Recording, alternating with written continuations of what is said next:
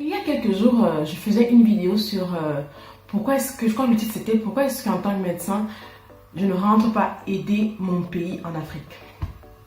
Alors voilà, j'ai eu plusieurs réponses, etc., plusieurs commentaires dont j'ai pu discuter avec plusieurs personnes. C'est très enrichissant.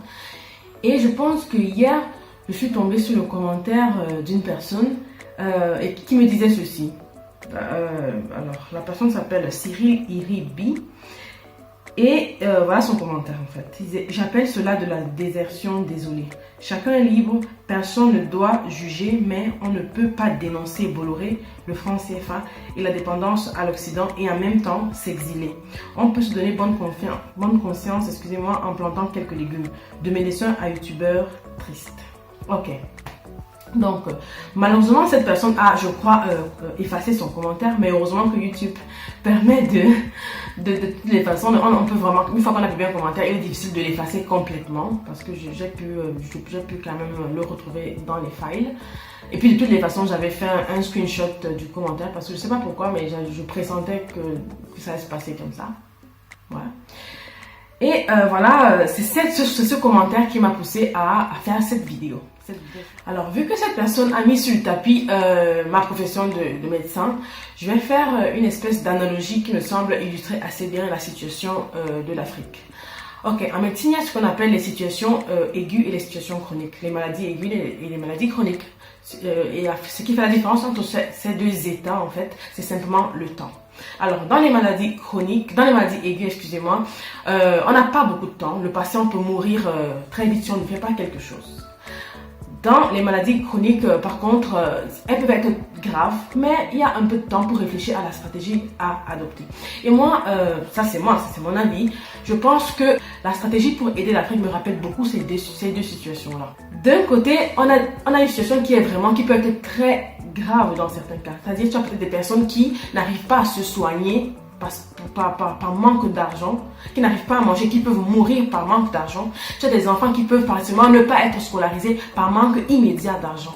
Ok? Et là, pour moi, c'est une situation qui est aiguë parce que si tu n'aides pas cette personne-là, elle peut simplement mourir. Et c'est à ce niveau-là qu'entre en jeu et qu'aide beaucoup la diaspora. Parce que elle envoie, justement, à partir de l'Occident, elle envoie de l'argent vers l'Afrique pour aider à résoudre ces situations aiguës-là. Parce que ce sont des situations vraiment graves. Si tu n'aides, par exemple, si tu ne fais pas certains envois d'argent immédiats, tu as des risques que la personne que tu dois aider, qui a besoin d'aide, puisse simplement mourir ou puisse avoir un dommage irréparable. C'est-à-dire un enfant qui ne va pas à l'école, c'est quelque chose de très grave. Un enfant, en fait, qui n'est pas instruit, en fait, ok, que ce soit sous n'importe quel format, il existe plusieurs formes d'instruction, c'est quelque chose de très grave. Une personne qui a besoin d'une opération immédiatement et qui sans cette opération peut mourir, c'est quelque chose bien sûr de très grave. Sans une bonne partie des envois d'argent que la diaspora fait vers le continent, on perdrait simplement un potentiel énorme. Déjà qu'on en perd par les maladies, etc. Mais imaginez un peu que les personnes de la diaspora qui envoient de l'argent à leur famille rester au pays arrêtent d'un coup tout envoi d'argent. C'est-à-dire, je ne dis pas à 50%, mais à 100%, on arrête tout. Pour moi, ce serait très grave parce qu'il y a vraiment des personnes qui ont besoin de cet argent-là, même pour survivre simplement. C'est-à-dire, tu as des enfants qui mourraient juste de faim parce qu'il y a le grand frère, le tonton qui des États-Unis ou qui de la France ou qui de je sais pas tout, n'a pas envoyé l'argent ce mois-là. C'est possible. Mais je dis bien, c'est très possible. Ok?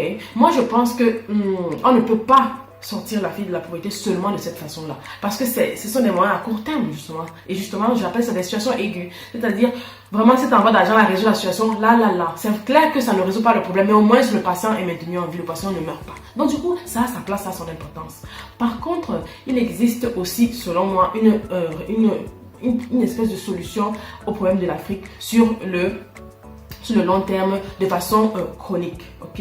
Et pour moi, une partie de cette réponse, de cette solution chronique-là, c'est encore la diaspora. Et je vais t'expliquer pourquoi est-ce que je pense cela.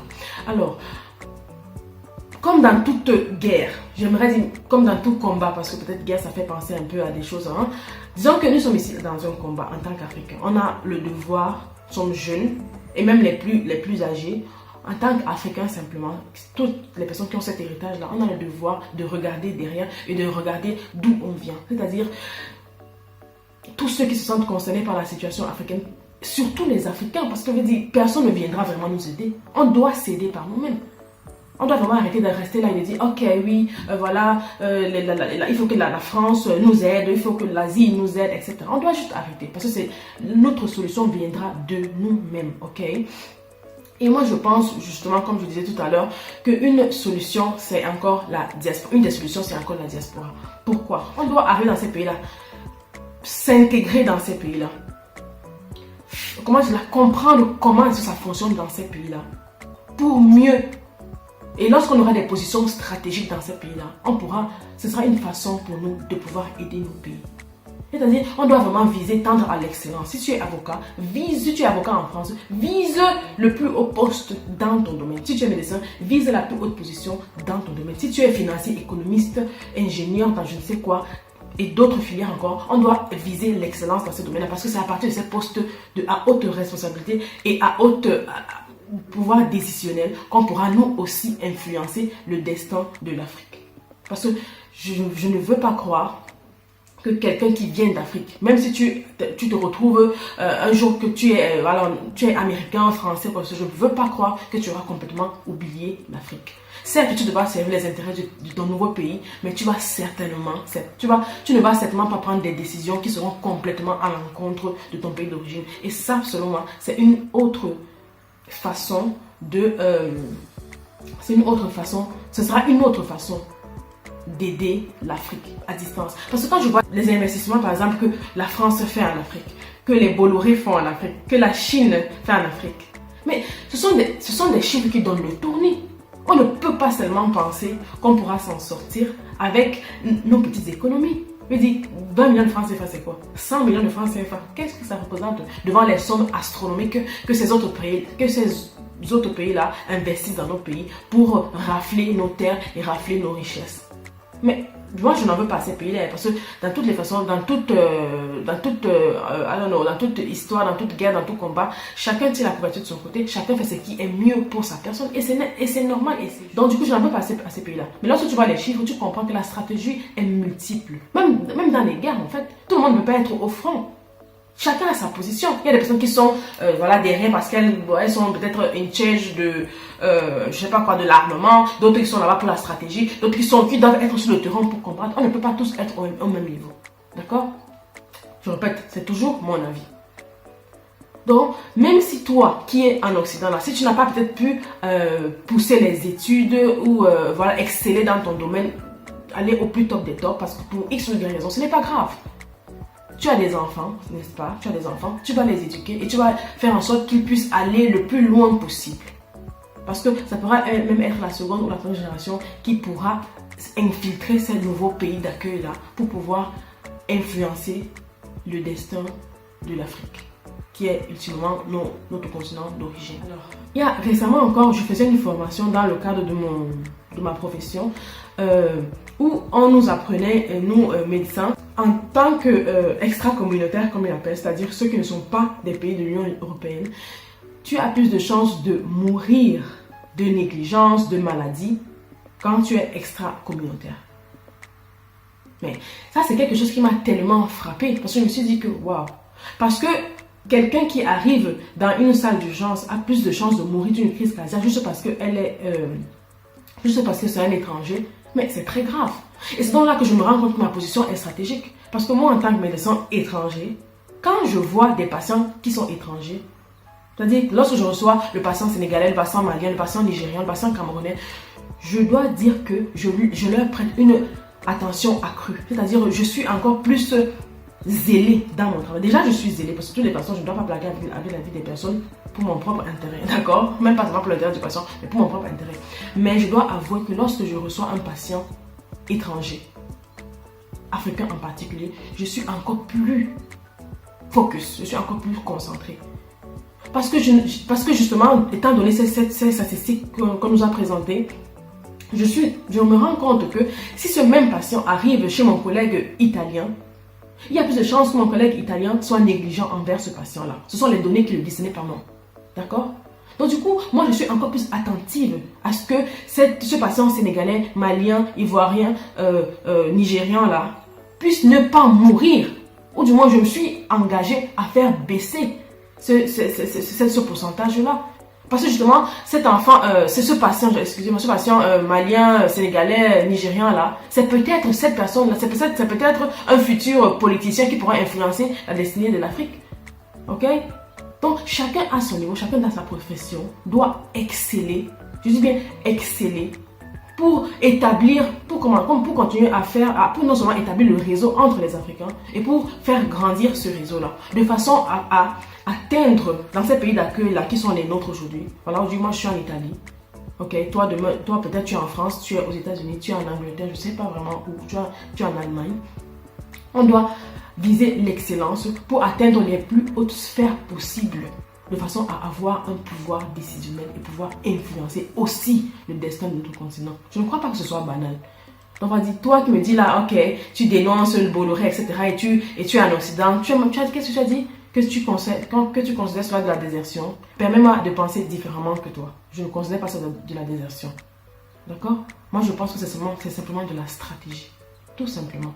On ne peut pas tous être au même poste dans un combat. C'est impossible. Après, of course, il y a un libre arbitre. Chacun choisit sa position finalement. D'accord? Il y a des gens qui préfèrent rester en Afrique. Moi, j'ai des cousins qui n'ont pas voulu voyager et qui ont préféré travailler pour le Cameroun au Cameroun. C'est un choix que je respecte. Moi, j'ai fait le choix inverse. La preuve, je suis en Italie.